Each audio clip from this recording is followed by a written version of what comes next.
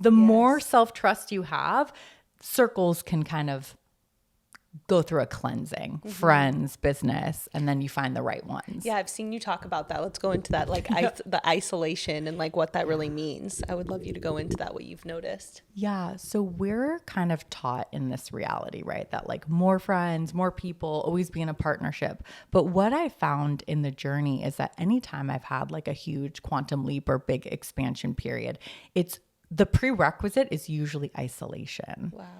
And so what that means is that you just become unwilling to abandon yourself for anyone or anything. And when you're on the path of evolution and growth, there's often this awkward period where you're no longer a match to your current reality and the people in it.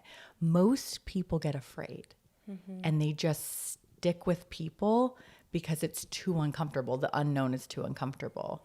But when your soul is really going to the next level, often we might have to like vibe alone way longer than we'd hope for. I don't know if you've ever gone through a period of like that, especially when getting, you know. I was going to say this last like 2 years, I haven't even dated anyone. I've completely, and it sounds crazy, but even kissed someone, not even kissed someone for 2 years. So I went completely isolation in that sense, in like a romantic sense, just pulling back to myself.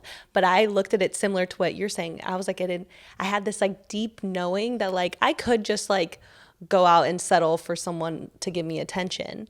But there's something so powerful about like owning your energy and increasing your value energetically. I just felt like the universe was aligning me for something better by not just settling to be like, oh, I feel lonely. You know, I did feel feelings of loneliness, but I powered through it. And so it's so powerful to do that. You nailed it. So it's easy to have friends. It's easy to be in a relationship. It's easy to go get a job. But when you're leveling up and you're called to something higher, there is usually like this awkward, isolating, lonely period. And for some people, it's like when they're really ready to like level up in their love life. For some people, it's like in every area where they like literally might be alone for a while. It just depends how far off we are from our true self. So it's really bringing you back to you, home to you, and being like, what are my top values? And just being unwaveringly not willing to settle. Yes. And people think like, oh, go out and date, put yourself out there. I hard disagree. I think it's when you do what you're doing where you're like, I'm going to protect my energy like a fucking newborn baby. Yes. No one gets this unless they're like hubby material. Exactly. And it works.